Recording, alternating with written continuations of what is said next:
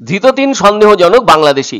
নকল পাসপোর্ট তৈরির পরিকল্পনা নাকি দুষ্কৃতিমূলক কাজের পরিকল্পনা সেসব জানতে বনগাঁ থানার পুলিশ বনগাঁ মহকুমা আদালতে ধৃত ৩ বাংলাদেশি যুবককে তুলে নিজেদের হেফাজতে নিয়ে জিজ্ঞাসাবাদ করতে চায়।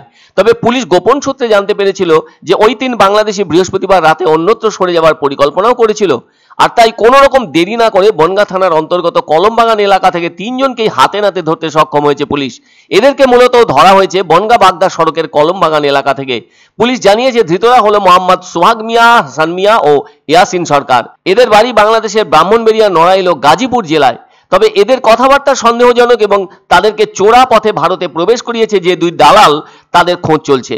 ওদিকে সূত্র মারফত জানা গেছে নকল নথিপত্র তৈরি করে ভারতীয় পাসপোর্ট বানিয়ে অন্য দেশে যাওয়ার পরিকল্পনা কিংবা কোনো দুষ্কৃতিমূলক কাজের পরিকল্পনা নিয়ে ভারতে এসেছিল কিনা সেসব জানতে তদন্ত শুরু করেছে বনগাঁ থানার পুলিশ।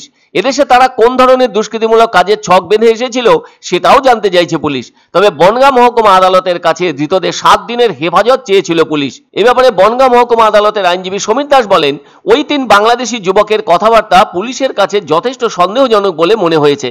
আর তাই তদন্তের কারণে এখন সেভাবে বেশি কিছু বলা সম্ভব নয়। যে দালালরা এদের ভারতে প্রবেশ করিয়েছিল তারা এখন গা ঢাকা দিয়েছে, তাদেরও খোঁজ চলছে। আসলে এরা কি ধরনের স্বভাব নিয়ে এদেশে এসেছে সে সম্পর্কে পুলিশও পরিষ্কার নয়। তবে কিছু তো একটা উদ্দেশ্য ছিলই, এখন ধরা পড়ে যাওয়ায় তাদের উদ্দেশ্য বাস্তব রূপ পেল না। আবার এর আগে তো বাংলাদেশ থেকে আসা একাধিক উগ্রপন্থীও ধরা পড়েছে। ধরা না পড়লে কত খারাপ খারাপ ঘটনা যে ঘটতো তা বলার অপেক্ষা রাখছে না। এই উগ্রপন্থীদের আগমন সম্পর্কে 20 ডিসেম্বর অসম পুলিশ বলেছিল এরা নাকি সুপ্ত ভলকানো। কেননা বাংলাদেশ থেকে আসা এক উগ্রপন্থী আব্দুল করিম মন্ডলকে কেরল থেকে গ্রেপ্তার করেছিল অসম পুলিশের এসটিএফ। এর আগে মুর্শিদাবাদ থেকেও 2 বাংলাদেশি উগ্রপন্থীকে গ্রেপ্তার করা হয়েছে। তাদের কাছ থেকে তো অনেক কিছু মিলেছিল, যার মধ্যে বাংলাদেশ থেকে প্রকাশিত বিভিন্ন নিষিদ্ধ বই, উস্কানিমূলক নথিপত্র, পেন ড্রাইভ এবং তাদের সঙ্গে থাকা মোবাইলগুলি। এখন বাংলাদেশের ভেতরে যা অবস্থা তাতে সেই দেশে অরাজকতা চলছে, যা কিনা অস্থিরতায় ভরেছে বাংলাদেশের অভ্যন্তরীণ পরিস্থিতি। ফলে অনেকেই এই সুযোগে ওই দেশ থেকে ভারতে প্রবেশের চেষ্টা চালিয়ে আসছে। কেননা এখনো পর্যন্ত ভারত বাংলাদেশের আন্তর্জাতিক সীমানায় কাঁটাতারের বেড়া দেওয়ার কাজ বাকি পড়ে আছে।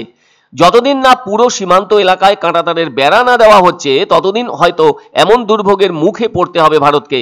আর একটা ব্যাপার হলো, এদেশের দালাল চক্রকে সমূলে বিনাশ করতে হবে, যাতে তারা আর কখনো এ ধরনের কাজের সাথে যুক্ত হতে না পারে। সম্প্রতি এসছে নাকি পুলিশ এদের কথাবার্তার বিভিন্ন সাসপেক্টেড ম্যাটার পাওয়া গেছে এদের কাছে, এবং সেই জন্য পুলিশ রিমান্ডে যাওয়ার পরে প্রকৃত ঘটনা পুলিশ উদ্ধার করবে এবং আদালতে তারা প্লেস করবে যে কি কি ঘটনার জন্য তারা ভারতবর্ষে ঢুকেছিল, কি কাজের জন্য।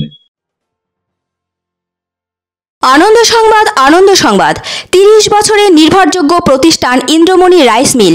আমাদের কয়েকটি জনপ্রিয় ব্র্যান্ড হলো তাজ, বরলি, খুশি ইত্যাদি।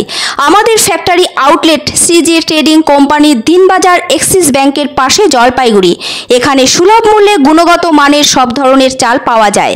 Phone number 9547029475। পছন্দসই সেরা খাবার খেতে হলে সোজা চলে আসুন রুচিসম্মত আধুনিক মানের রেস্টুরেন্ট রাজদরবারে। কেননা এখানেই আপনারা পাবেন ভোজনের রাজকীয় অনুভূতি। শুধু পুজোর সময়ই নয়, সারা বছরই রকমারি খাবার সরবরাহ করাই এই রেস্টুরেন্টের আভিজাত্য। আমাদের ঠিকানা রাজদরবার, রাহুতবাড়ি, বাবুপাড়া, জলপাইগুড়ি। ধামাকা ধামাকা ধামাকা!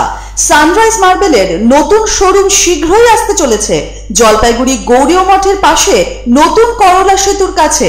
এখানে পাবেন আধুনিক টাইলসের রকমারি সম্ভার। এক অন্য অনুভূতির স্পর্শ পাওয়া যায় রয়কো ব্র্যান্ডের গেঞ্জি ও জাঙ্গিয়ায়। তাই ছোট বড় সবার পছন্দ রয়কো গেঞ্জি ও জাঙ্গিয়া। প্রস্তুতকারক জয়মনি হোশিয়ারি, কলকাতা।